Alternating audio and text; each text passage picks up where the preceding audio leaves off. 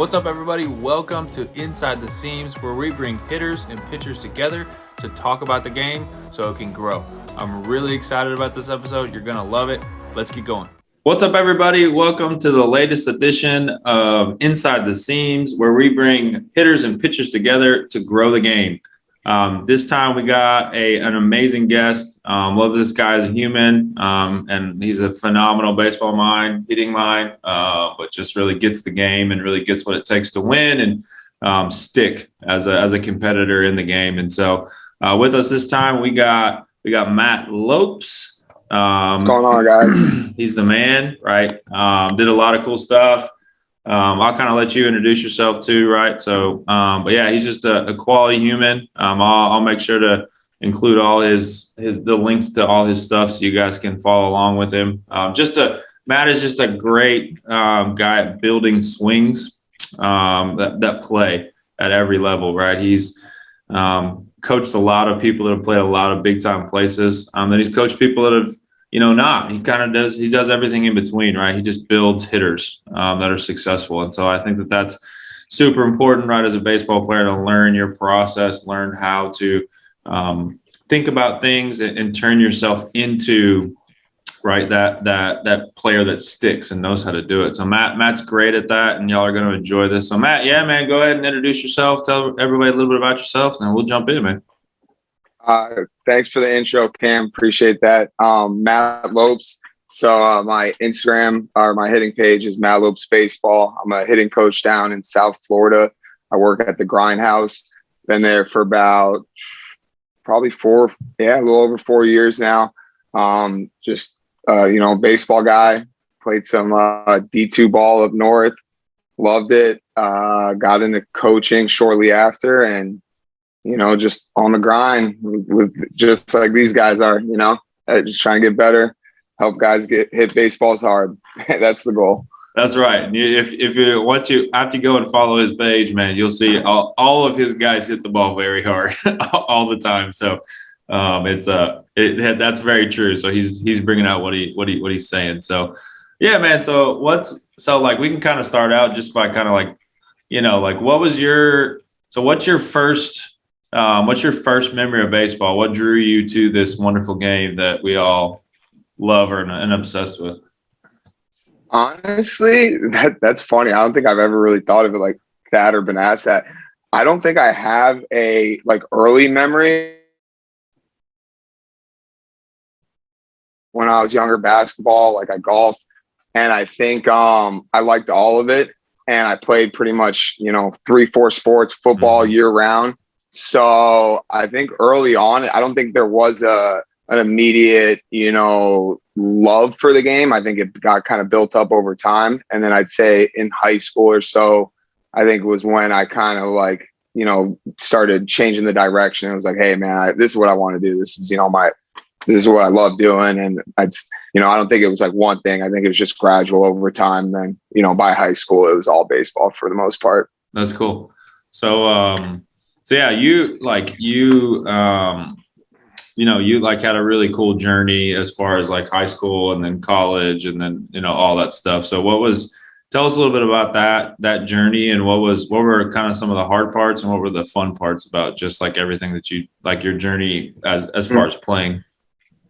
One thing I think that benefited me that I got to experience was a lot of different things throughout my baseball career that really put things into perspective for me now as a coach. At my high school, my first couple years were really, really good. And then my last 2 years there, when I was, upperclassman, kind of becoming the guy, we were terrible and we were awful my senior year. Didn't really end high school baseball the way I wanted. It was kind of frustrating. I was fortunate then to go to Wilmington University, where it was a quick flip and all we did was win there. So I think when I was younger, I was always very competitive and, I wanted to win. That's the goal, win games, win championships. But in high school, I didn't really, that energy that I had didn't get brought out by the time, I was an upperclassman and I was the starter on varsity. So in high school, it kind of sucked. Like I said, my last 2 years, we were brutal. And then I went to Wilmington. We won a lot. I had some injuries early on, and that I would say were self-inflicted. Me just not being disciplined with stretching and the mobility work, doing the stuff the right way.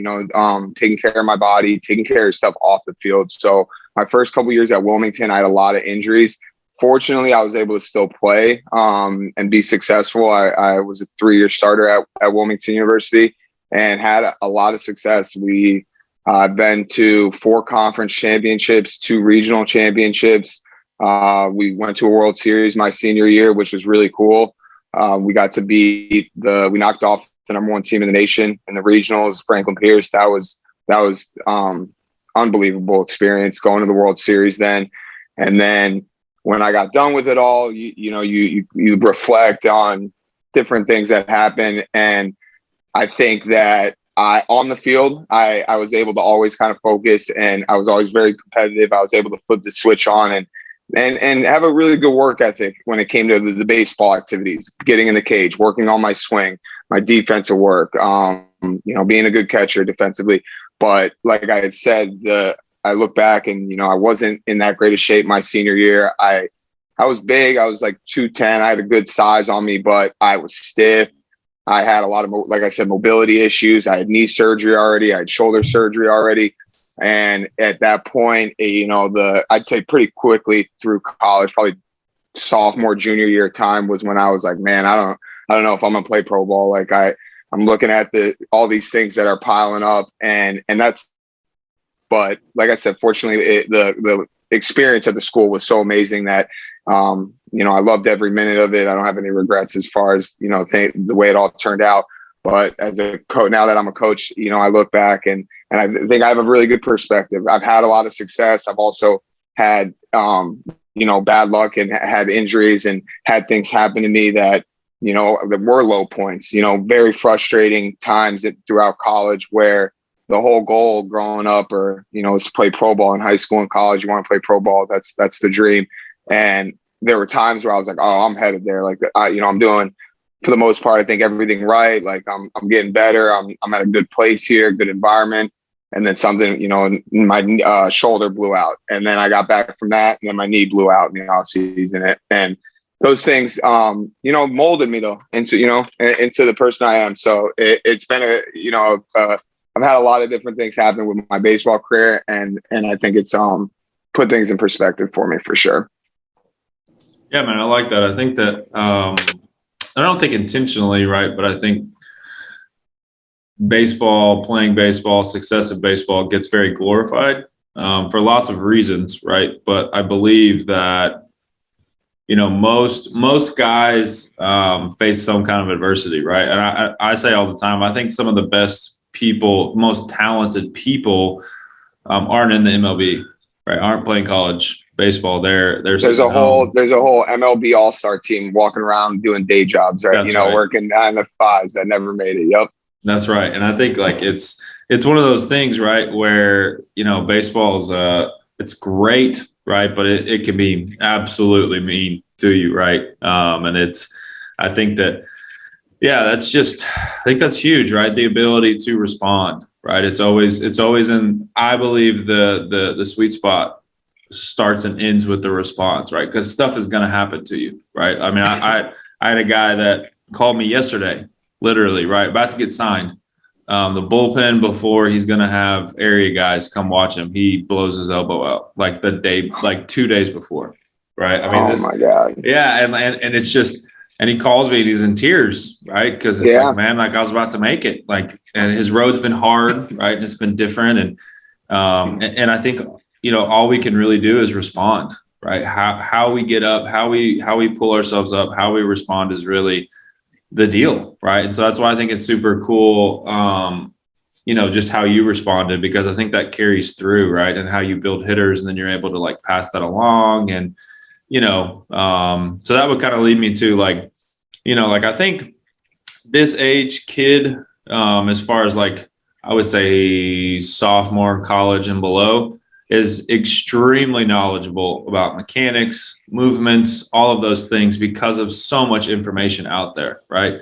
So, but then there's also been kind of, when you use one, when you focus on one, there's a lacking in others sometimes, right? That's the natural way of things. And so, what if, as you coach these elite guys, other guys, just normal guys too, right? Like, as far as talent level, like, what have you seen? Where's there a gap, and how do you personally help your guys try and close that gap? I love what you said. I love what you said about like just the era we're in with seeing the mechanics. Everyone has access to swings. There's so much more known now than there was 10, 15 years ago.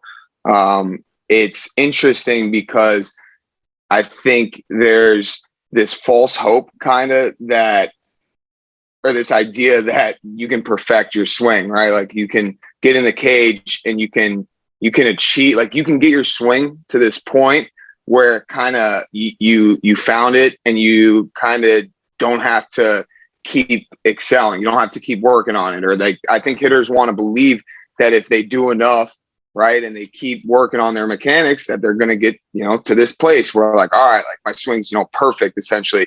And that place just doesn't exist. We go through so many things as a hitter. The game, it's a game of adjustments. Pitchers adjust to us. Even when we start to excel at something, that's when we stop getting opportunities, as hitters, when we're really, really good at something, when we perfect the part of the zone or, a type of hitter that we become. The game's always changing. And then on top of it, the failure, right? Like it's part of the game. You're going to fail all the time.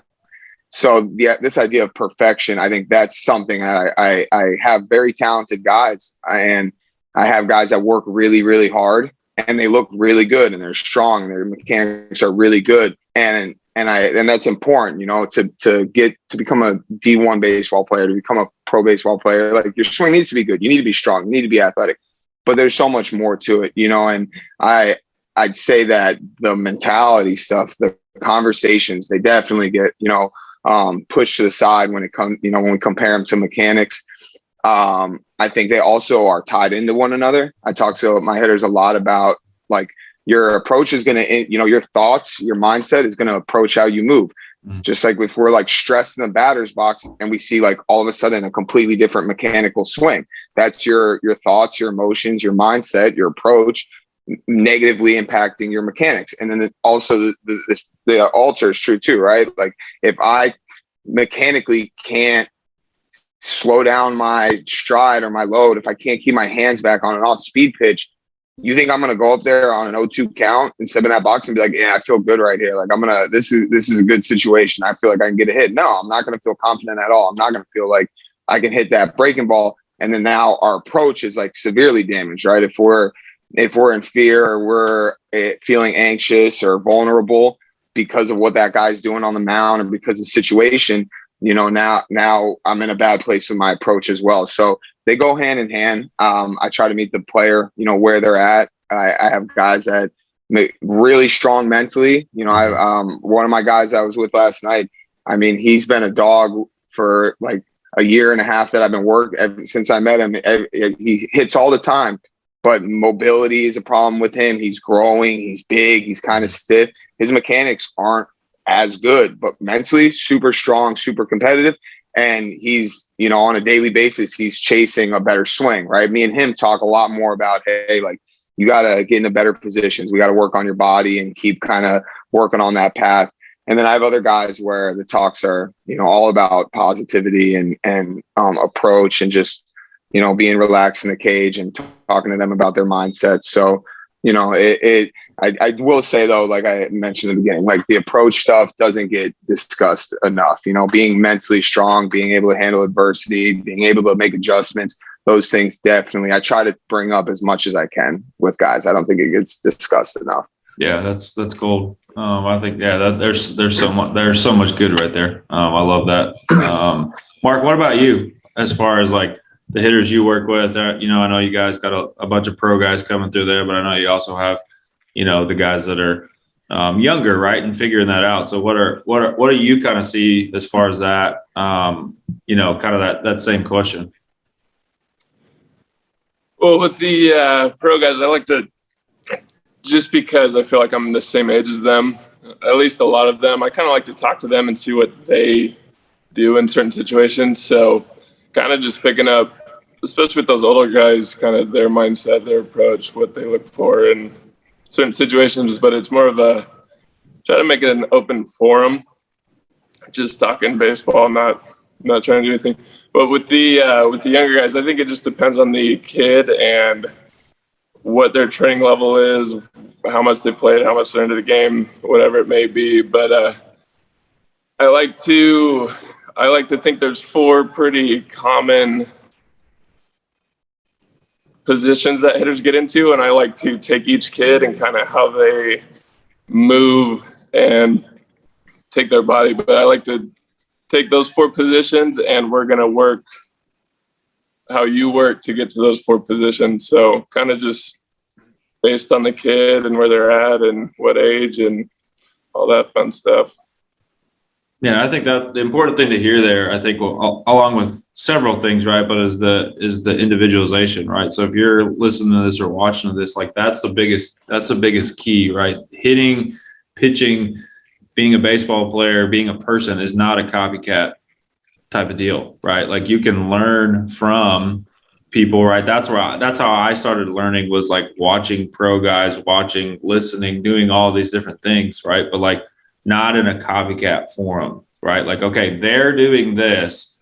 Okay, I can't move. My hips don't move like Trout's move, but I see what he's doing. He's controlling this, he's controlling that. Okay, I'm going to work on that, or I'm going to help this kid with that, and then pull it back into what they need to hear, right? Because I feel like a lot of times coaches inadvertently, not purposely at all, it's just like see a drill or see a concept or see something, and they're like, I'm going to try and make them do that.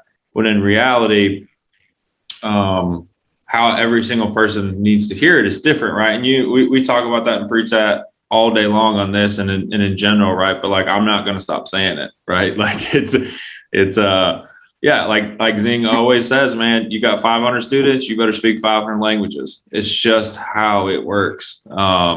And so like, I think that's an important thing. If you're watching or listening to this, like that's what Lope is saying. That's what Mark's saying. And you've heard John say it a million times, right? It's like, there is a gap, right? But how I shrink that gap is very dependent on the person across from me, right? And if you're a coach, like you are responsible for the communication, right? You are responsible for how, at least a portion of how it lands, right? Because like as a trusted person, they're going to believe what you say, right? To some level, they're going to believe what you say. So using an old colloquialism that has always been said,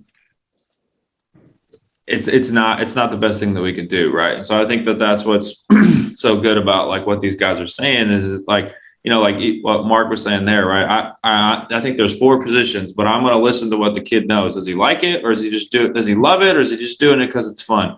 Is he this? Is he this? Is it okay? That's how I'm going to tailor what I say to this person, and that's how it works, right? And I think that's something that Matt's really good at too, because he's being subtle. Mark, I want to ask Mark something real quick. You're good. So, and this is something that always intrigues me. I'm very curious how you handle like routines with the pro guys, because I think it's sometimes very delicate when you like, these are pro guys. These are guys who have been doing it for years. And like you said, like I'm a young guy too. Like I've been around, pro guys, and they're my age, or sometimes even younger, maybe sometimes older. And you have these guys that come in, they've been playing the game for a long time. They've done a lot of things successful already because, they're in pro ball and they have their routines, right? But they also need to get better. They need to make adjustments.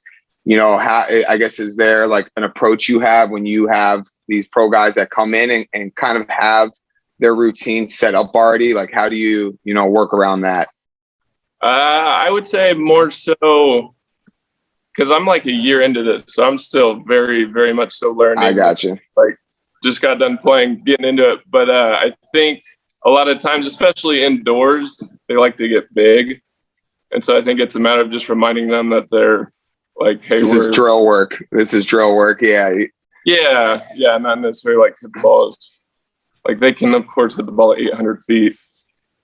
We're trying to do some stuff, but I know we have a few in here that come in here this off season. Like one loves high tee and lives and dies by high tee. Another one is more movement based, so like he does a step back type of deal. So I like to learn what their routine is and kind of just that reminder that we're here to like work on that hand path or our direction or whatever it may be.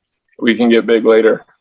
Yeah. And I think too, the more like the best hitters in the world are, elite hitters, even in high school levels, are accountable, right? The more accountable a guy is, the more it becomes, he's done a lot of the work already, the more it becomes just a conversation, right? Like I want to hear about your routine, or, what is it that you're thinking here? What's your focus? And then kind of sit back. And, I think that's a great approach. Like with those guys, you're not going to put your stamp on their swing. Like that's not how you handle that at all. You try to see an avenue where, if they, through their drills, through the stuff they're talking about, if you see something, I think that, you feel like you can help them out, that's where, it's more of a conversation, back and forth thing. And I tell my guys all the time, like, I even get to the point with some guys where they constantly get in the habit of asking for my opinion or what drill should I do. And so for some guys, I got to tell them, like, you got to go through the shit. Like, you got to kind of figure this out on your own. Like, we're going to have conversations, but every single time you fail, like, you can't rely on someone else you can't always run to dad or your high school coach or your hitting coach for a quick answer, because there's not really quick answers a lot of times. So, I love the hitting coach and player, the dynamic. Like, I love the back and forth. Especially with those pro guys or like the college guys, ones who are accountable, ones who, do the work and focus when they're in the cage. Yeah, that's good. John, what's your perspective on that? I mean, that's in the off season, that's pretty much all you deal with and talk to, right? Is guys that are like that. So what's your opinion? What's your take on that? I think a lot of times it kind of depends on where they're at, whether they're working on something.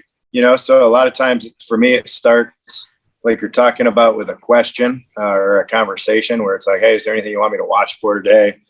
Then kind of as we get going, what did that feel like? Hey, that was a good one. What, rate that for me 1 to 10, something simple where it gives, I'm able to give feedback, but also I'm learning just as much about him as he's learned about me. And like, okay, you like that shape, because guys that are really good can still make decent pitches to the eyes, but maybe in their mind it's a 7 out of 10. And then I can kind of learn, okay, hey, on his breaking ball, for example, he likes a little more depth, versus other guys that maybe like a little more sweep.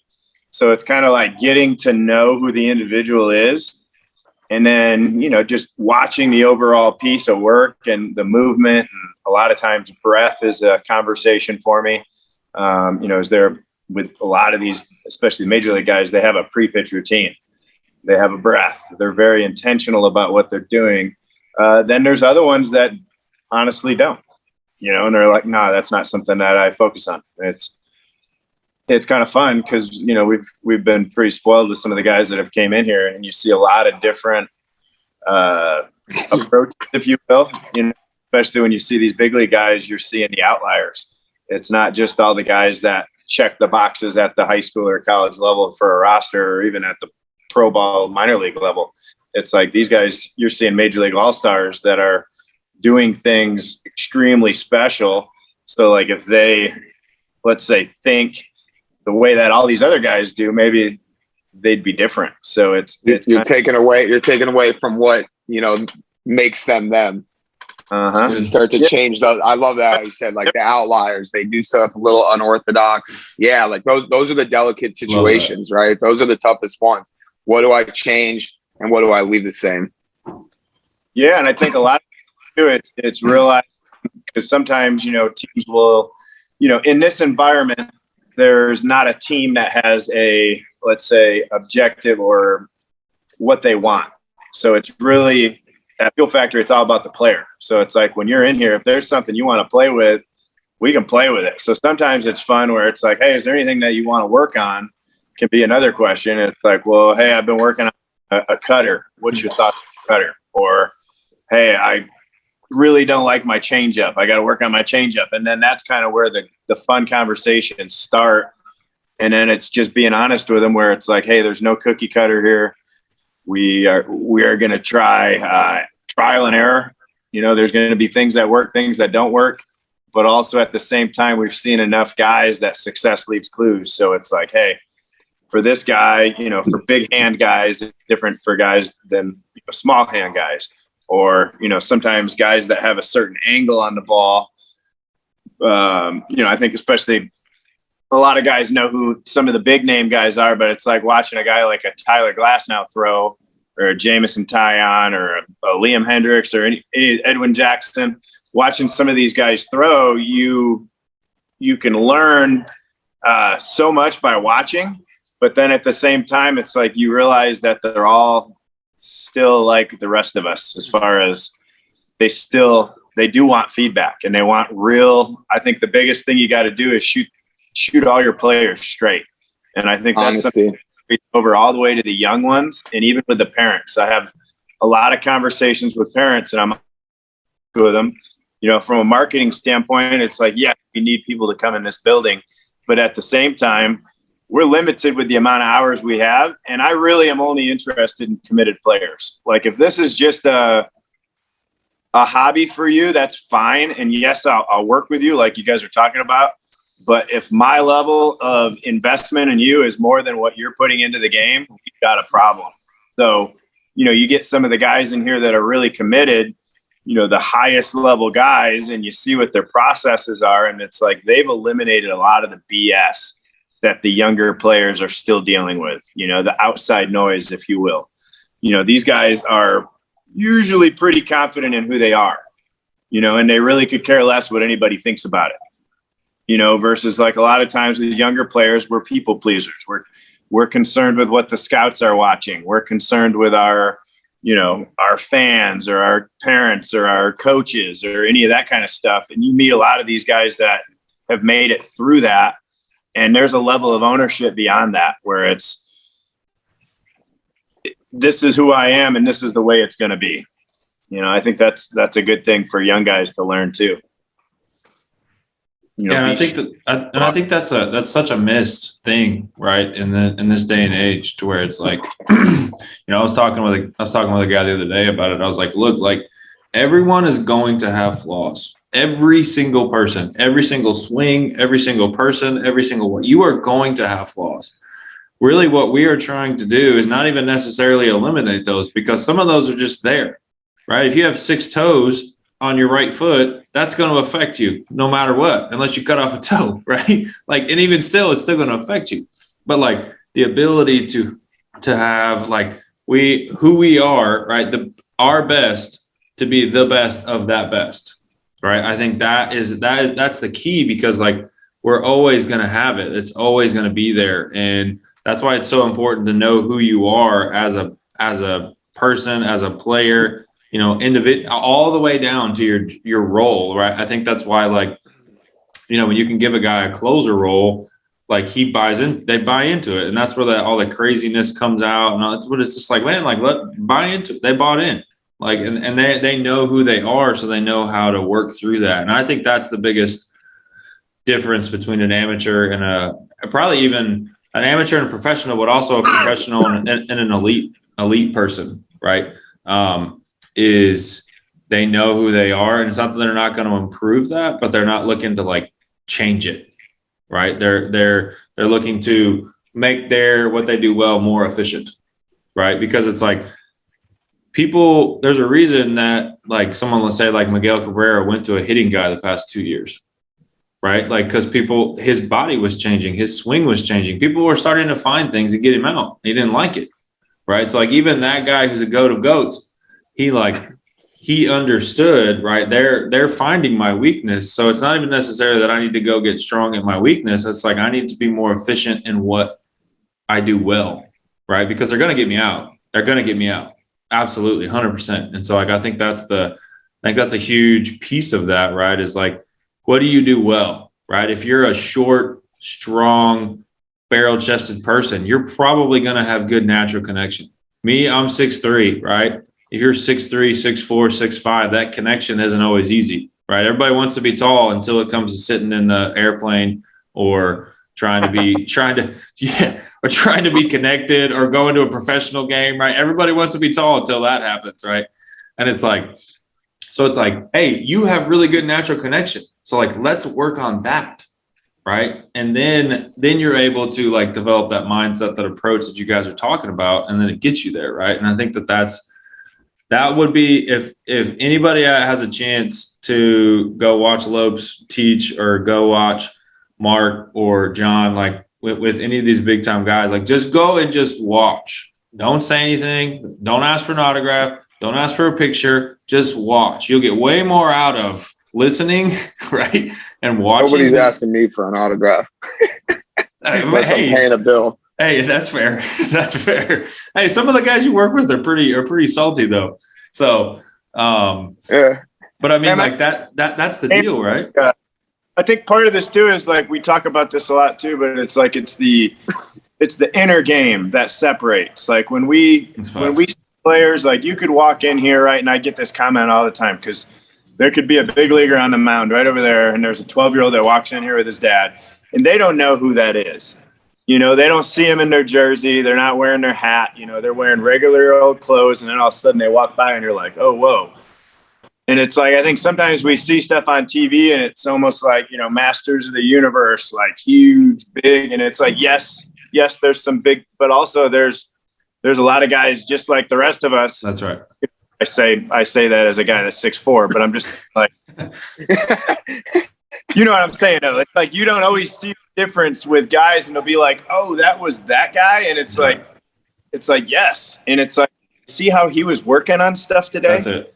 You know, and it's like he's training, and I think this is a big thing that guys, you know, when you only see what guys do on TV, it's hard sometimes. There's cages underneath the stadium. There's batting practice. There's guys out long tossing. There's throwing programs. There's guys in the weight room. There's all these things that I think with the youth baseball where we get lost is that they think development is playing games. That's right. Yes, you have to play games, of course. But if you throw more pitches in a game than you threw in training that week, in my opinion, you're in the wrong play. You're doing the wrong thing.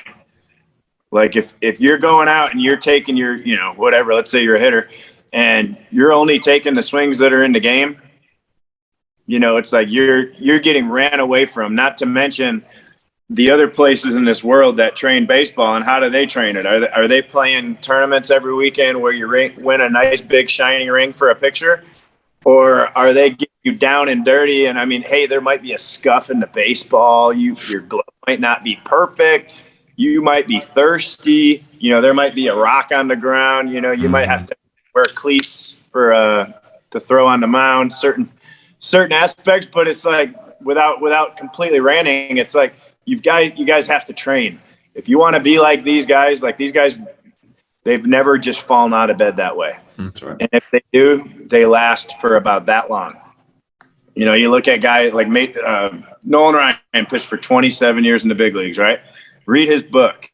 See how much work he put in between starts. Yes, he could throw, especially early in his career. I mean, some of the pitch counts that he threw were incredible, right? Never see those again. We will never see those. That's we facts. will never see some of his numbers again. That's facts.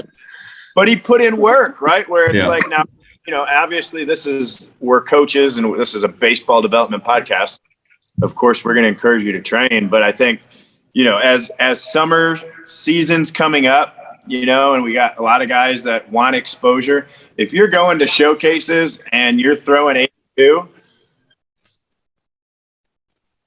I mean, that's good, you know, for the experience, but you're not getting seen on that list. You know what I mean? It's like these guys are coming in with lists. They're going to cross you off or they're going to add to you, right? If you go and you're not ready, you're doing a disservice to what you could be doing, let alone the amount of money and time that you're putting probably towards that. You know, some people that's irrelevant because resources are abundant. But if you had, you know, if you're going to invest in yourself, invest in your training and like do stuff at home. I'm not saying like, hey, come do a pitching lesson every day. Right. In fact, we joke about it all the time, but it's like, what would happen if we took away? What if you were only allowed to do at-home personal training that, you know, you are responsible for, or big groups of, let's see who's the baddest, or, you know, king of the hill.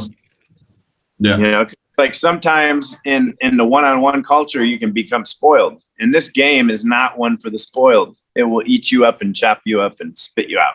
That's right. Right. Can I touch on something? Yeah. Go, man. That's both sides of the ball. I get a little excited, but No, it's good. nah. No, I love what you just said about what if we didn't have hitting coaches, right? What if we didn't have a facility? This is, I talked earlier about like the perspective. You know, I reflect on things I did well and things I didn't do well. And this is one that I probably just recently started to really think about and talk to my guys about. The thing that I thought I did best in college, I thought that I could always make adjustments and compete. I felt very strong in, you know, whatever failure I had, I felt very strong about being able to solve the problem, like make a change and compete the next at bat. And I look back, you know, and I think, you know, why was I good at that? Why was that my strength? And the number one thing that I always come back to is that in my off seasons, like from junior year of high school, probably all the way through college, I never had a hitting coach. I never had a facility. We didn't even really video our swings. I didn't even really like go on YouTube or go on these videos and like break down my swings. All of my hitting in the off season was at my local high school on a tee by myself. Like, and which I don't agree, like, which I don't think is the way you develop. You know, I think there's a lot of better strategies and things you can do. But what happened over the years, over the, you know, the off seasons as they racked up, I spent hours and hours and hours just by myself trying to figure shit out on my own. Like it's me in the cage and a tee. If I want to work on this pitch, I'm going to tee it up there and I'm going to work on it until I hit it the way I want to hit it. And as I go through all these reps, I realized that like my awareness, my self-awareness for myself was just on another level. Like I didn't need, like there was no reliance on anyone else to help me through my swing. Like I couldn't, why would I ask someone else for help when I'm the only one putting in, like I'm the only one who knows all the work I put in and was there for all of it. And I tell my guys, like, you're the only one who sees every swing you have. That's right. Your dad could be there for all your games. Well, guess what? He's not in the cage with us right now. I could be here with you for hours and hours during the off season, but I don't go to all your games. Like there's no one out there but you to see it all. And I think that guys just don't, they want quick success. They want quick answers. They want quick adjustments. And, you know, you figure who you are in that cage, right? You got to be in the shit. You got to go. Like, I love what you said about like just like the rocks on the ground and the bloody baseball. Like you don't need a lot of this fancy stuff. You know, you can get work done. I mean, I did it, you know, I had nothing. I had a tee and a batting cage like that. Compared to what these kids have access to now, oh my God, like the opportunities for hitters now is endless, but the like relying on it, thinking that you have a shortcut to a lot of this success and development is not real. You know, you gotta go through the shit and you gotta learn who you are, you know, in that cage or on that mound.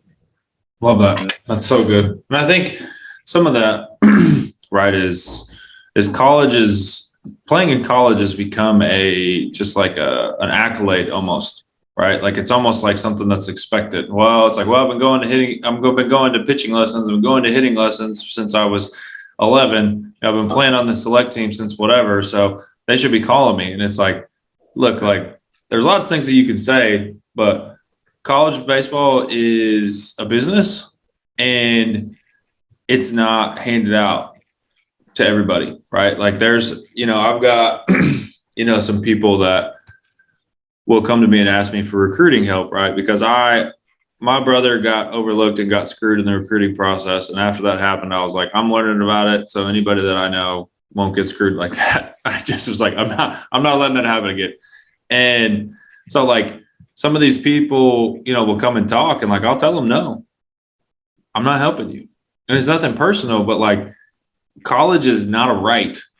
College is like, and then when you get there, it will be one of the hardest things that you ever do, right? Everybody's like, you know, I'm the JUCO bandit. kick right now, which I love. I'm a JUCO guy. I love JUCO, right? But it's like, man, you don't know what it's like to play 200 games in a year, like, and then practice 5 to 6 hours a day. Like that's a different level of grind. And then you better pass your classes, and you better not, you're going to be in Podunkville probably where there's nothing to do but hang out in the dorm room or drink and play baseball, right? Like that's at least how it is out here a lot, right? There's just in these smaller towns, right? It is what it is. But it's like, man, it's hard. And just the ability, I think there's a fear of hard, when really like hard is exactly where you want to be. Right now, like, you can get in between, like getting in between a rock and a hard place is not always a good thing. Right. But like, if there's not some sort of tension, good, healthy tension, right. It's so easy to just move over into apathy. It's so easy to just move over into, whatever it is, as opposed to like, why are you looking at me? Fix this. Like we spent the last 45 minutes, we spent the last 2 hours doing all this stuff. Why are you looking at me for? I can't do it for you. Like there's no button. There's no button up here where it's like, hey, now Johnny gets it. Boom, push it. Like you gotta dig in. And how bad do you want this right here? I'm not gonna say another word. I'm just gonna keep throwing you balls. Like, right. So when I back up and I throw live, like I tell my guys, like, I'm trying to make you look stupid. Like I'm 100% trying to make you look stupid or break your back. Right. So like I don't got as much in the old wing as I used to, right? But I'm still from freaking 40 feet, I can throw it, right? And like, yeah. So it's like, it's just that it's that buy-in, right? And I think that's what y'all are talking about, right? It's like, even if you don't know how to do it completely, right? And Lopes and I have talked about this. It's like, man, you may get some guys that just don't know how to buy in completely, right? That fire hasn't been lit yet, right? And it's like, hey, I'm not asking you to know how to do that completely. What I'm asking you to do is try and move towards that spot, and I'll help you get there, right? But then eventually, right, like you're going to be taking 9 steps, and I'm going to be taking 1. Or eventually you're going to take 10, and I'm just going to be watching, right? I'm going to ask, hey, how was that on a scale of 1 to 10? I was a 9. Okay, do it again. Right, okay, do it again. Great. That's awesome, right? And so I think that's something that's very lost. And there's no fault in it, I don't think, really, right? But it's just like, just buy in, right? I got 2 little girls, and my people ask me all the time, when are they going to start doing this? I was like, I don't know, never, if I have anything to say about it. Like, but I'm not gonna push them, right? Like, cause like I want them to be bought into whatever they want to do, because that's all I care about, really, right? Like, there's so many things in life that you have to do just because, right? That's life. So like limiting those things when in a game that's supposed to give you some sort of enjoyment, like I'm all about it, right? So it's just one of those things where it's like, get in. If you get in, it's just different. It's different, right? Like when I realized how little I knew about hitting and how terrible my swing was after I was done and I was coaching, right? And like I was like, man, I just want to like. I literally I went to a guy that was just incredible. And I was like, can I just like pick up the balls in your cage? I just want to watch. I just want to listen to you. And like, I truly believe that I did that for like 18 months. And like, I truly believe that that's a significant reason why I even know a little bit. Right. And so I think that's the biggest key. A lot of people miss that for sure. Just being engaged. Like you can't, it's something you can't fake. We got a lot of fake hustlers. And with social media these days, They love posting videos of the weight room and and their BP swings. And it's funny just because like as coaches, we know who's focused. Like it's not hard to tell which guys are engaged, which guys want it, which guys are in the cage every day, like taking every rep, as serious as they can. And like that's how you develop. You gotta be a student of the game. You gotta sit back and like you said, just listen. Like my head coach in college was his game planning and approach stuff. I'd say that was like his strongest skill as a coach, was just like game planning around an arm. Like watching a guy throw, hey, look at it, what his ball does. Hey, on this count, he always goes back toward here. And I would just sit there, and I'm hyperactive. I mean, I could talk all day long. Like I don't need, I'm a very social person. I was quiet as hell, just sitting there in the dugout, just listening to this guy talk every game. I mean, every game, if I'm like off to the side, I'm feeling something with my swing, or I'm next to him just trying to pick his brain and hear what he has to say. And I had posted something yesterday before my account got hacked about like watching games. And kids these days don't watch baseball games. Like they can get the shorter version on YouTube or Instagram, and they can watch like the home run highlights.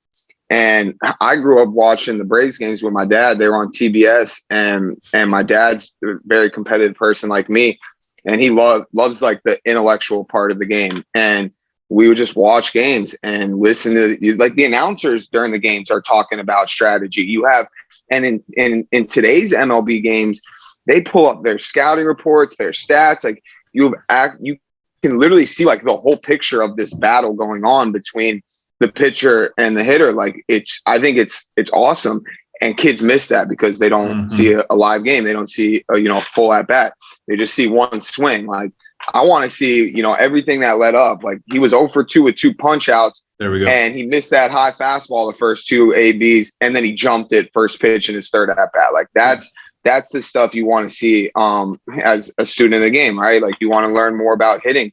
Pay attention during the games. Listen to what, like I said, the announcers. I have MLB TV, and this was something I was talking to one of my kids about too. Like if you don't have a favorite team, or maybe you don't want to sit there and watch a full game, go on on my MLB TV app. They have all the games listed right there.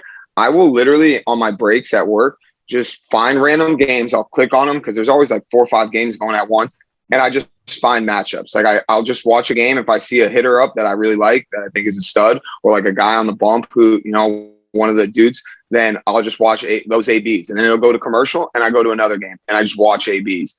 And that's like something more recently that I'm like, man, like this is what, like, this is all you have to do if you're a high school kid, or you're a college guy. Like, just watch at bats.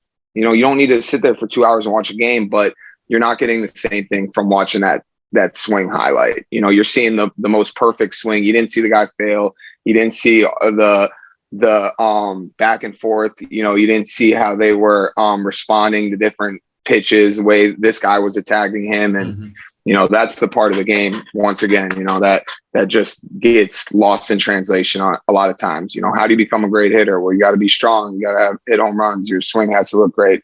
You got to be really strong mentally too. You got to have a feel for the game. Well, it's like even at a college, like a college guy on that college group that I have, and he was talking about some of the adjustments that he made.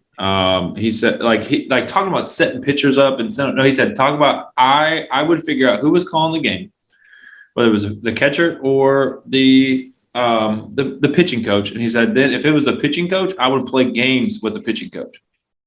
Right. So like I would, on my first at bat, I'd back up way out of the box, like way, towards like where I couldn't cover the outside, whatever. And then this would happen, and then he would, he'd throw me a bunch over there. So my next at bat or the third pitch, then I'd wait till his leg went up, and then I'd move forward. It's like not everybody can do that, but that's that intelligence, right? And he was saying too, like how his senior year in college, like that was the best year that they had.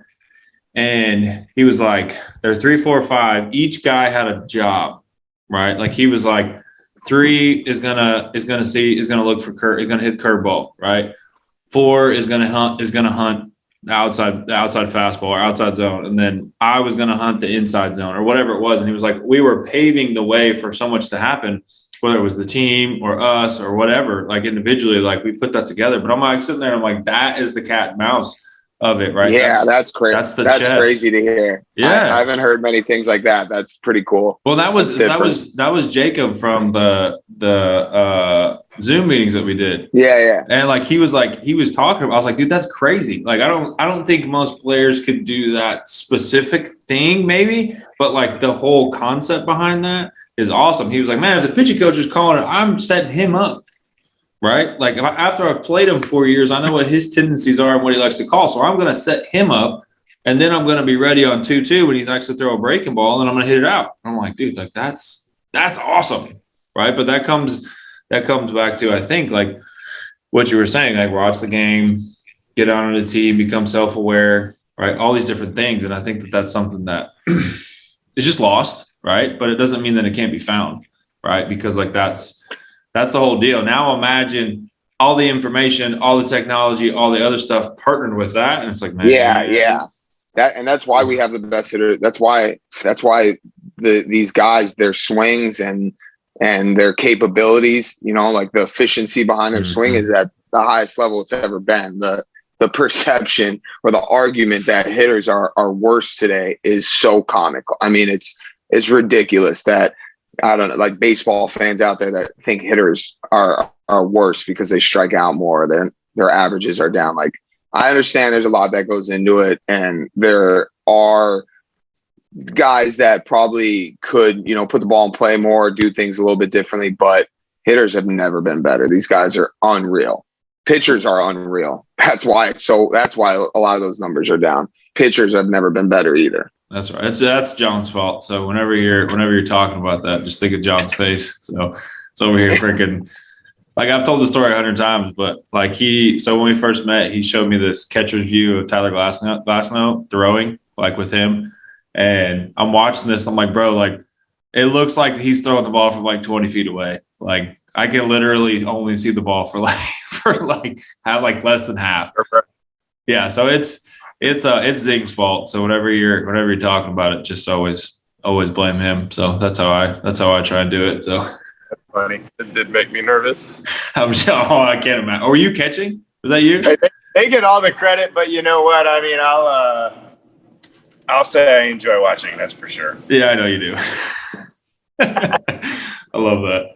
That's awesome. So Matt, what is because you, let me put it this way. So like you used to work with like that academy, right? That where you're getting so many guys that were just, you were coaching the guys that are, committing as 8th graders, right? They're that good.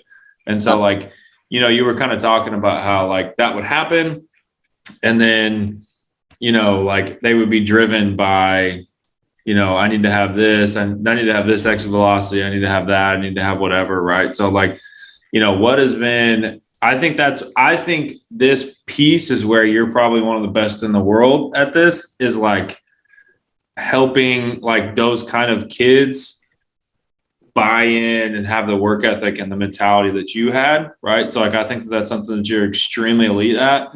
And so like what's your process, right? And that can be from a coach's perspective. It doesn't have to be anything specific, right? But like you get these guys that are just so talented, right? That commit early, and we're talking like Miami, Florida State, Florida, like all these just huge people, right?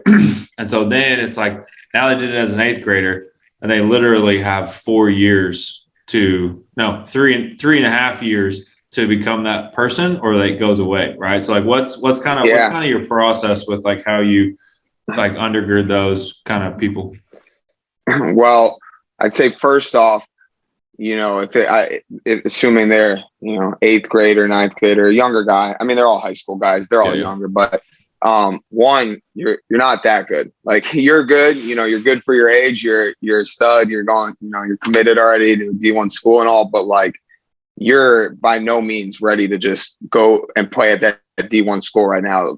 Or play pro ball. Like you still have to develop a lot. This game is really hard. You're just better than the 14-year-olds that are your age or the 15-year-olds that are your age. Your swing, like I think assuming that they've had a lot of success, assuming that maybe they, are not seeing like the room to still develop a lot more.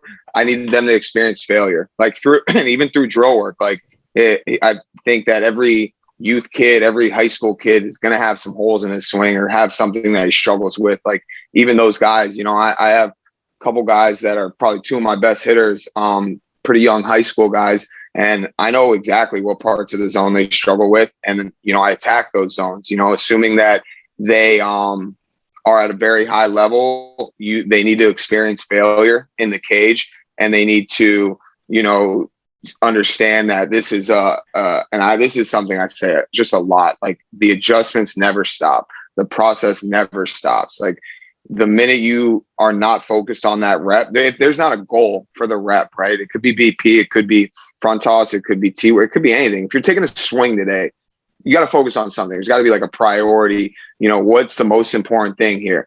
And the minute you go through the motions. And the minute you think that, you know, you're a D1 guy or you're committed, you know, you can take this rep off, you can take this day off, you're hurting yourself. You know, that's when this game's really going to mess you up. And even when you're doing everything right, it's still going to mess you up, and you still got to make adjustments. So, you know, telling my guys on a regular basis, like you're every day you're going to come in here and chase improvement, and you're just going to keep trying to get better, Every rep, try to do something better, but you're never going to get there. Like this just doesn't stop. So you got to be okay with that. Right. Like I'd say on the flip side is also true.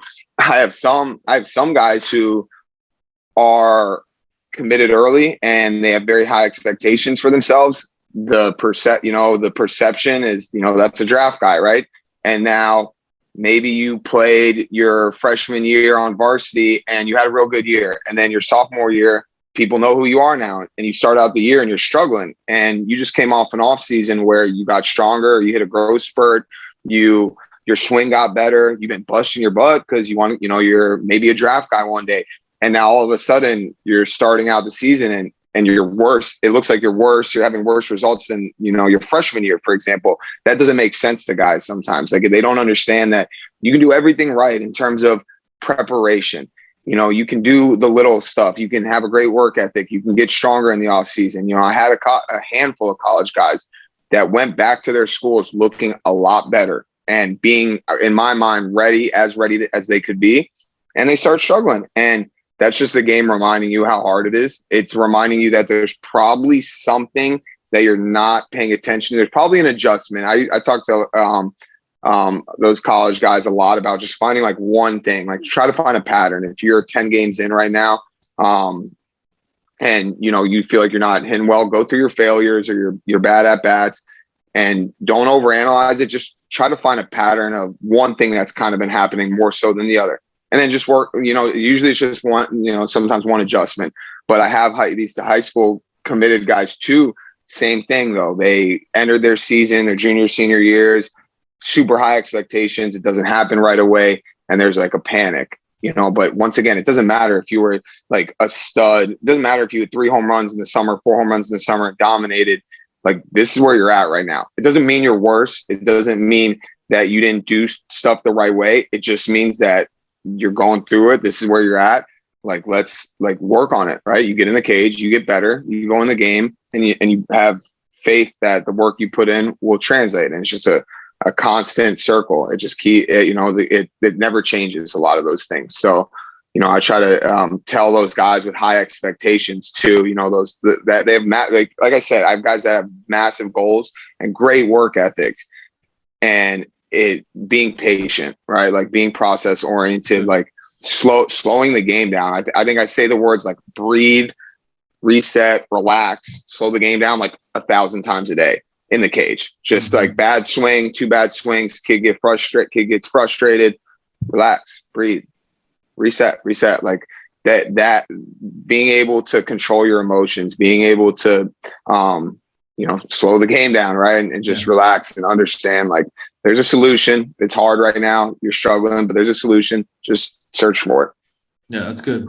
I think that's really important too, because I think there's a fear among coaches, right, about touching, you know, whatever, kids that are super talented. And so they leave them because they don't want to screw them up.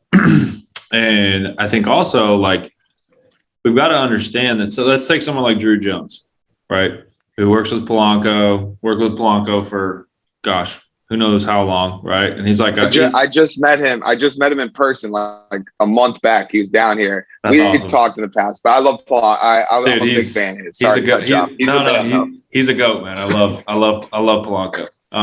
But what's cool is like, so AP's been through it, right, and been through that stuff. But like, if you're Drew Jones, like everywhere you go, you're Drew Jones. Everybody knows where it is, right? Everybody probably saw that video that went viral, right, where he had struck out a couple times before, training overrated, and then he hits a bomb, right? And so like, but the ability to understand, like, if you are a more elite guy, like, I mean, obviously not everybody's Drew Jones, right? Because he's very talented, and very, you know, and he's a great dude and all this other stuff. But like, people are going to know who you are, and you're going to get treated different. And so like, that's where the understanding of it's like you've got a different set of your standard is a little bit different. So that means that you don't get to slack off. Like you don't get to not do your cool down after you throw, right? You have to, right? And it doesn't even have to be people think it's necessarily a quantity of reps. It doesn't have to be that, but it's like I have to do X, Y, Z, right? So I'll give you an example. Like there was a guy, knew of this person, right? And like he was potentially going to be a draft guy, right? And the coach was big, tall pitcher, 6'6", could freaking put his nipples on the rim just like that, just that athletic, right? Just crazy. And like his coach was afraid of him, afraid to screw him up. And he got drafted out of high school, but he should have gotten drafted a lot earlier. And, like somebody needed to grab him by the chest and say, hey, like you're really good for here. You're really good for this state, if we're going to be honest. You're really good. But like now you're working against Liam Hendricks. You're working against Tyler Glassnose. You're working against freaking these kind of people. And I think that's super important, right? Especially when you commit early Drew Jones everybody knows he's going to get drafted, right? Like, or a guy like that. Because all those guys that commit early, like absolutely have the ability to go freaking top 10 rounds. Every single one of them does because they're that kind of talent. Now, whether it happens or not is a different set, right? But like, I just think that's so important for people to get is that you, especially like once you commit, once you do whatever, that's really when it's hard, right? Or once you sign that pro ball contract, or once you sign that bonus, like, or that big contract now, right? So I mean, like look at both of the guys in the Rangers right now, right? The two guys that we signed, like, dude, I know Simeon worked because freaking Ferbs posted all about it, right? Was with him and all this. So he worked in the offseason and he's still struggling, right? Or Bobby Witt Jr. I got people coming at me telling me his batting average 7 games into the season. It's like, what are you talking about? You're clearly not a baseball guy because he's about to play 162 games and you're talking to me about batting average after 7 games. But it's like, that's the whole deal, right? And that's the whole thing. It's just like, as you take that next step, there's a next step, right? The higher we go up in the atmosphere, the harder it is to breathe.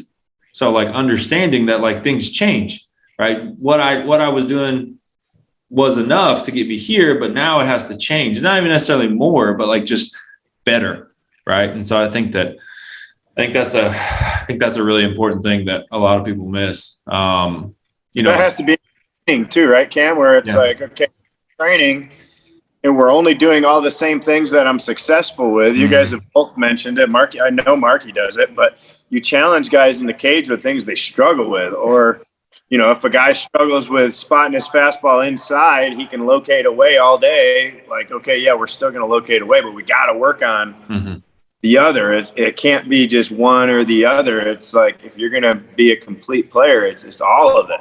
So it's teaching yourself how to learn to make adjustments on the fly and having confidence that it's sandpaper adjustments, not like, hey, I'm starting all over, or like I call them sledgehammer adjustments, right? Where it's like, I think we talked about this before, but the carving of the David statue by Michelangelo, he never added anything to that. He chiseled away and he sandpapered away anything that was not that. And I think that's this process that we're talking about that never stops, because it's a daily thing and it's a lifestyle. It's not a 10-week program that's going to fix you for the rest of your life. It's literally a commitment to this process that is a daily lifestyle, and everything affects everything else. And I think the sooner we know that, the better, where it's like what you do off the field matters. What you eat matters. How much you sleep matters. Your thought process, it matters. It's not just a magic drill or a magic exercise in the weight room that's going to make you this or that. It's all of it. And that's why baseball is so amazing, right? Because and I think that's why people like to hire athletes too, because, there is at least some of that ingrained in them, right? At a soul level. And it's like, because the cool thing is, it's like, that's just how life is, right? Like there's, for me personally, right, there's been probably 10 to 14 days where I'm just like feeling like, the same kinds of things. But then it's like, I wake up this morning and I'm like, man, I don't want to, I'm talking to my inner, my inner bitch. Right. And I'm like, man, I don't want to hear that. I don't want to hear, because you're not doing anything different. I don't want to hear that.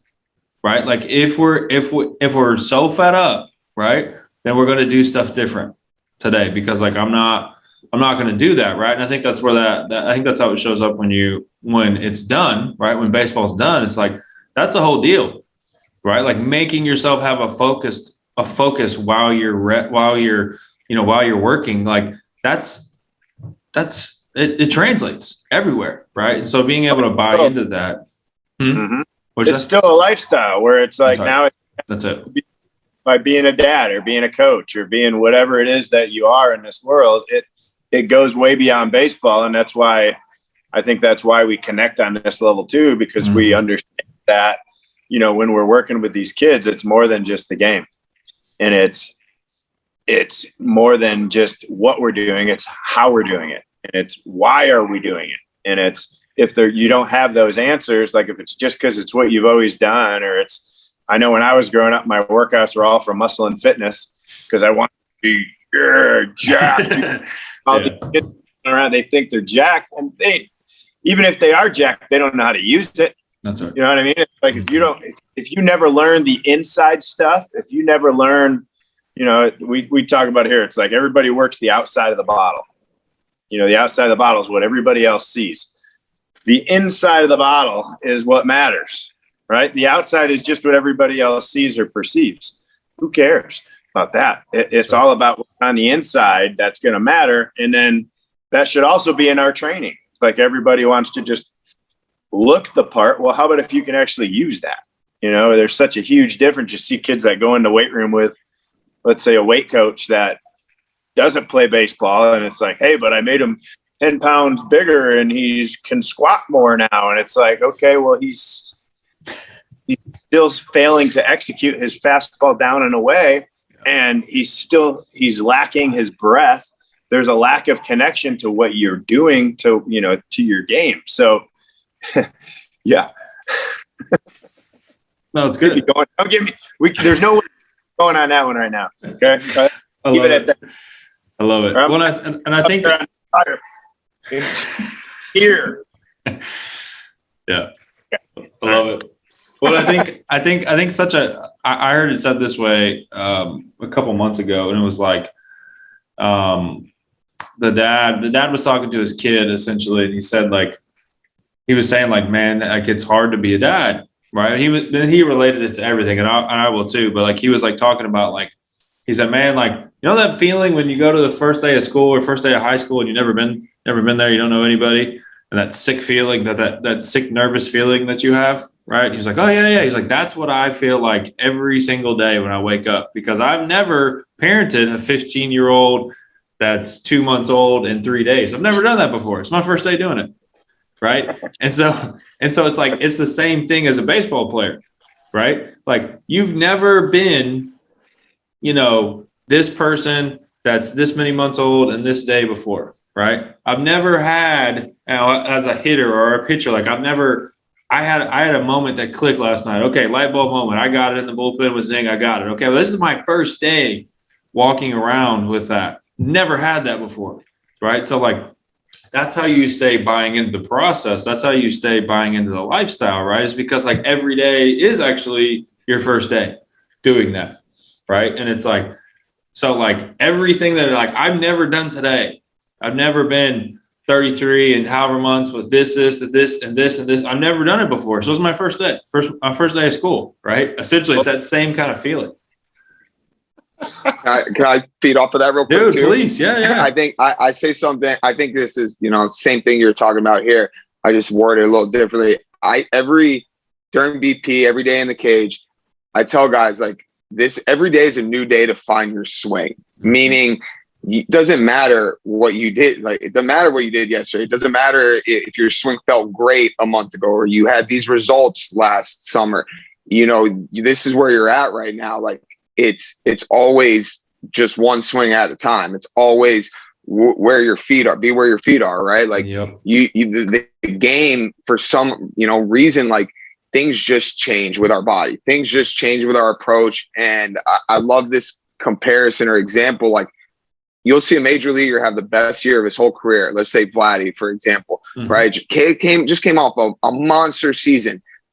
I bet you could find something different about his swing, right, in that first game of this new season. And I think to a lot of people, they don't understand. That doesn't make sense. Why would a guy who just did everything the best he's ever done it, why would he change anything? Why wouldn't he try to just be the exact same? And the shorter answer is he can't. Things aren't the same. It's not that what he did last year is gone.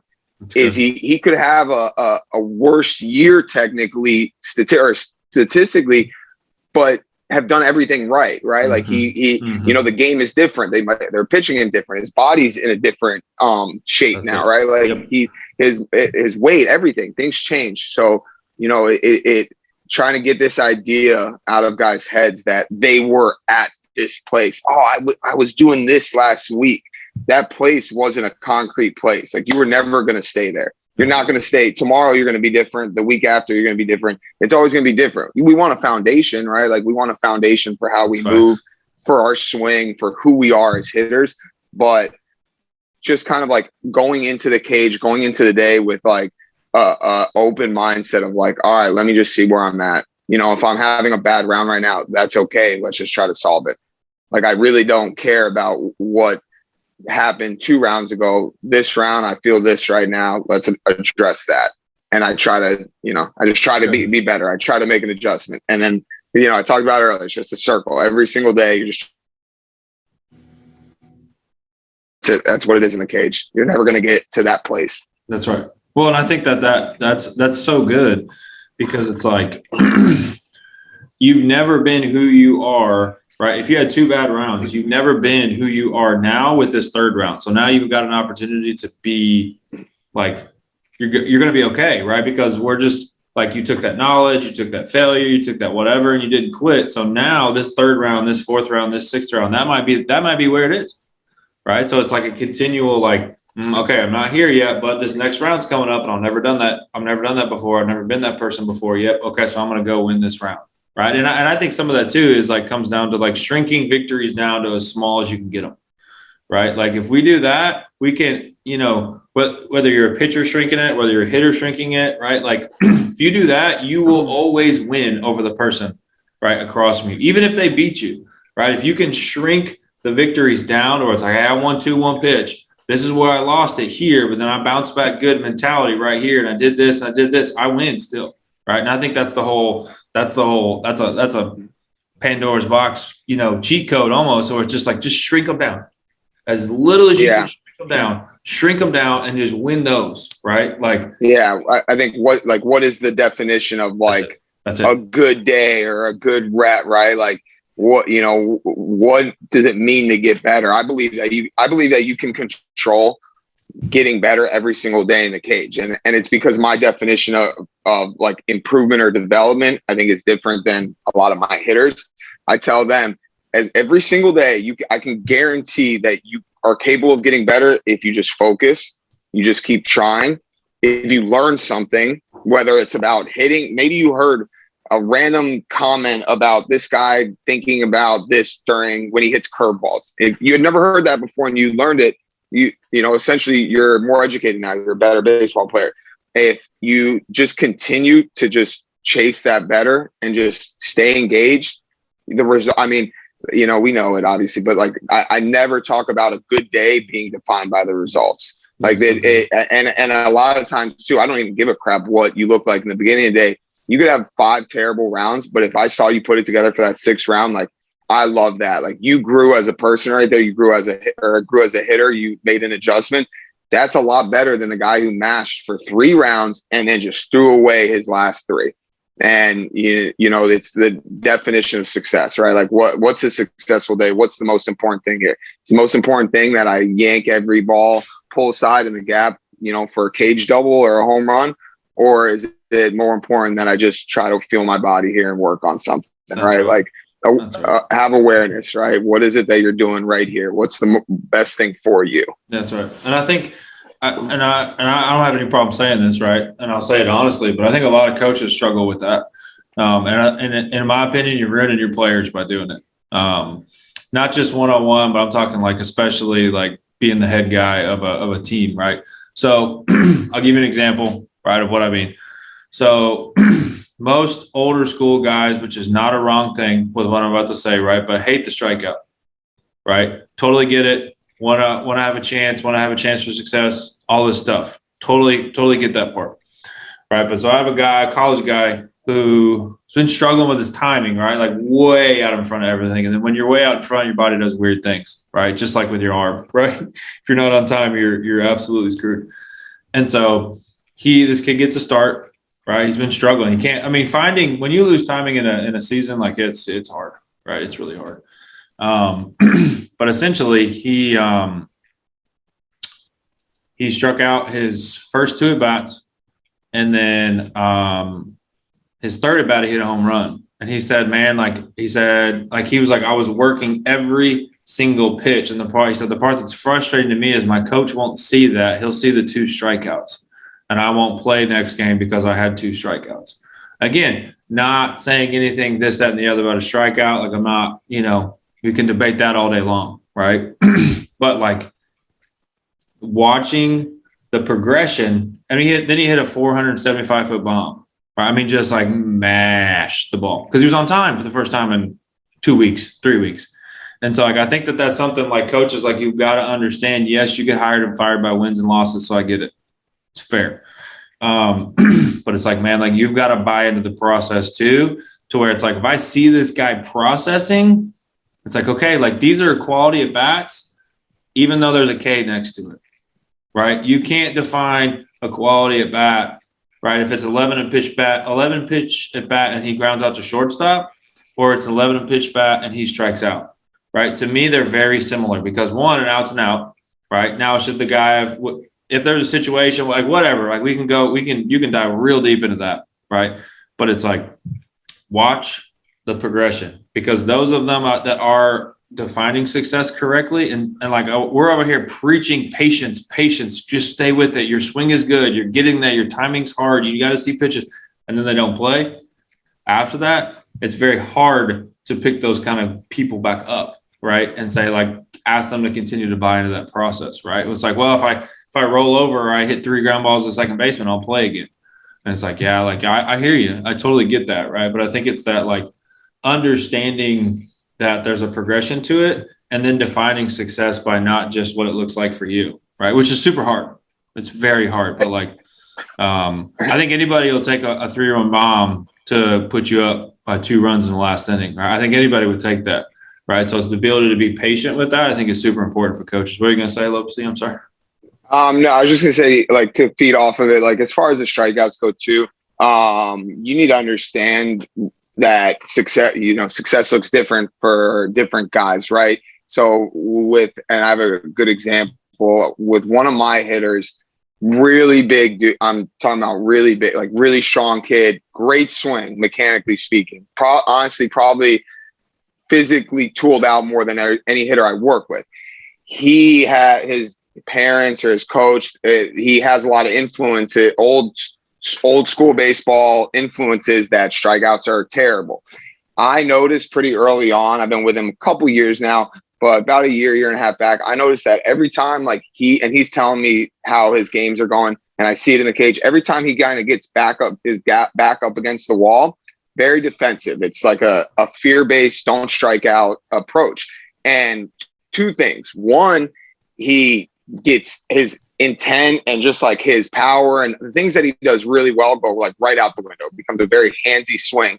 And the funny part about it is that it's actually the swing that's probably going to cause more strikeouts because he's not moving as well.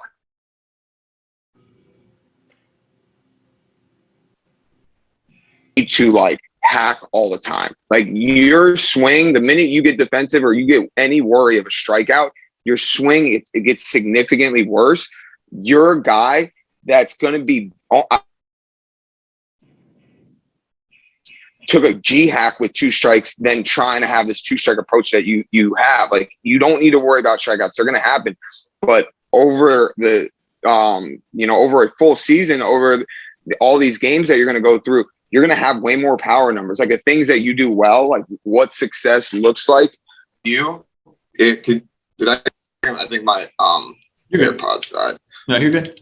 But what success looks like for you is not batting 350 with no strikeouts and 1 home run on the year. Like it's 325 with 4 or 5 bombs and 10 doubles. Like that's what you're capable of. That's what success looks like for you. You need to think of it's awareness, right? You need to think of a bigger approach. What's going to translate to success? What approaches, what styles of hitting, and then you have other guys, that I have hitters too that are not big at all, that miss underneath balls at times, like regularly on fastballs. And I'm like, dude, your coach is going to bench you in a heartbeat. You don't start getting on top of the ball a little bit more. Like you're not strong enough and good enough to be popping up, on a middle way fastball with 2 strikes. Like that's a bad swing. For my other guy, who's massive, he just missed a home run by a 1/4 inch. You were about a full inch away from finding a barrel there. Yeah, that's good. Well, I think like it's all different for everyone, and with major leaguers too. Like you got guys in the major league level that bat 250 that have a ton of strikeouts, but they get a ton of walks. They hit for power. They're influencing the guys around them in the lineup because people are afraid to throw to them. Like that guy, you can look at those 2 numbers and think that he's struggling, but that guy's an elite hitter. You know what I mean? Because he does all these other things really well. Well, and I think too, like if you care about the strikeout, which is totally good, there's nothing wrong with any of that, right? Then start focusing on like people when they get to 2 strikes, right? They focus on the 2 strike part a lot, right? That's fine, get it. But if you will prevent them from getting into 2 strike counts, then you're going to have more success anyway, right? So it's like if you care about it, start winning the 2-1 pitch, or start winning the 1-1 pitch, or the 1-0 pitch. Exactly. Right. Like, so funnel that concern and that passion, which is good, right, into let's not get into 2 strike counts, because even if you have a great 2 strike approach, you're still only going to hit freaking 190 into a 2 strikes because Zing freaking has Tyler Glasnow throwing the ball 20 feet away. Right. So it's like, so it's like win the pitches before that, so you don't get into 2 strike counts, because I don't care who you are. Right. You're not going to hit that high of anything with 2 strikes. Right. And so it's like, if that's the case, cool, good with that. You don't like strikeouts. Fantastic. Help them on 2-1. Help them on 1-1. Right. Let's say, hey, you want to talk about 2 strike approach a lot right there? Great. Fantastic. Now, what are you doing on 1-1? Now, what are you doing on whatever it is? 2-2. What are you like? Those are the kind of things that will help prevent strikeouts, not saying, hey, shorten up, choke up, do this, do that, and then expect that you're going to move and have success because you don't practice that, you don't work on that, you don't do any of that physically, right? So I think it's just a shift, right? It's just a shift in perspective, and I think it'll help, right? Because like, hey, like nobody wants to get out at all, but like funnel it where it needs to be funneled, not just like, not just one place, right? Because again, each kid needs a different thing, right? So. And it's funny too, for high school, it's different. A lot of those coaches that preach to put the ball in play, with 2 strikes, and high school level, metal bat, weak infielders, there's times where it's going to translate to like team success. That's why high school coaches say it. Strikeouts are more influential or detrimental, I should say, at the high school level. But once you get to college, and I learned this real fast because I was that guy. Near college, I felt like I was like 1 for 30 with my 2 strike approach, and I never struck out. And it was a ground out every single time. I put the ball in play every single time, never got a hit. And I remember like going to the off season, I was like, well, I need to stop just putting the ball in play because it's not, I'm freaking terrible with my 2 strike approach because these infielders make every freaking play. I'm not very fast. Like, you realize at higher levels, like it balances the difference between an out, a fly out, a ground out, and a strikeout. In high school, it's a big gap. But as you go up in levels, they get closer to equaling out. And then and once again, it's awareness. It's who am I as a hitter, and what's going to translate to success, not just in one random AB in a game, but over a season, right? What philosophy or who am I as a hitter? and how am I going to get the results at the end instead of over analyzing like these little minuscule failures that, are part of the game that, you aren't even going to have, kids like change their approach and get vulnerable. For instance, inside fastball, right? Like high school kids are so vulnerable about getting beat on an inside fastball. How often in a game are a guy running one in on your hands on purpose, the catcher sticks it, you got beat, it's a strike call. Like that doesn't happen very often. How many times are you vulnerable or do you get exposed on the outer half? So it really doesn't make sense that you're so worried about this one scenario when the road to success, the map to success is hammering that outer half fastball. That's why you're not a good hitter right now. Not because you got long on 2 swings in the last 2 games. It's understanding like, hey, like there's a lot that goes into this. What approach, what type of hitter are you going to be to have success? Well, I think like an easy question to ask yourself, right? Whether it's anything, pitcher, hitter, catcher, infielder, whatever it is where did I lose that? Like let's say, pitcher, catcher, where did I lose that at bat? Or what pitch did I lose that at bat? What pitch did I win that at bat? Right? Because then it's like, then I can go back and it's like, okay, my pattern brought me to this. And then right there, like he pieced me up on 2-1, hit it foul, and he could look away. And then he sat on my slider and hit it, to right center for a triple.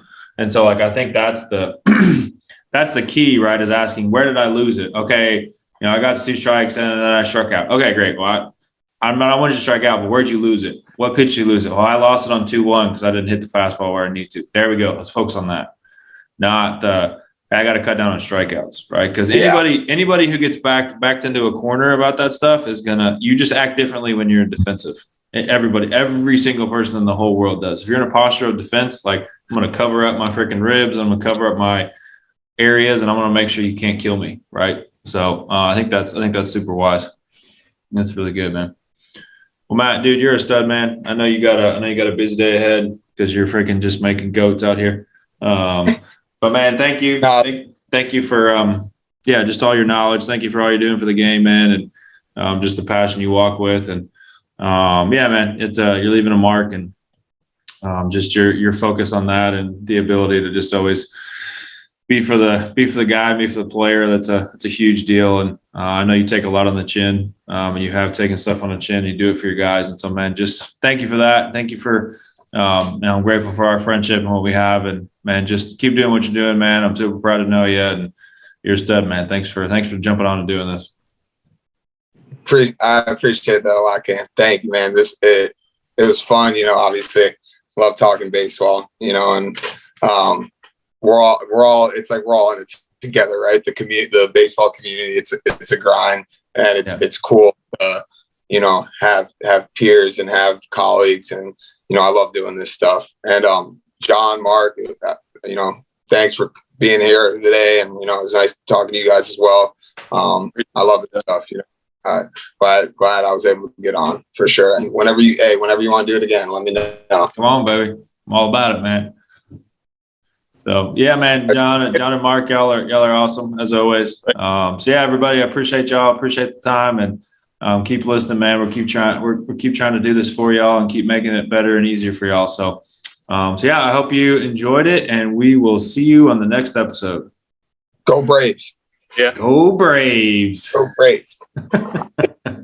Thank you so much for watching. I'm sure you were able to get a lot out of that. So because of that, make sure that you share this, right? Make sure that you put it out on social media, on your stories. Make sure that you subscribe, give us a 5-star review, because our passion is to see the game grow, and our passion is to see you become the best baseball or softball player that you can. So go ahead and do that for us, and I can't wait to see you on the next episode.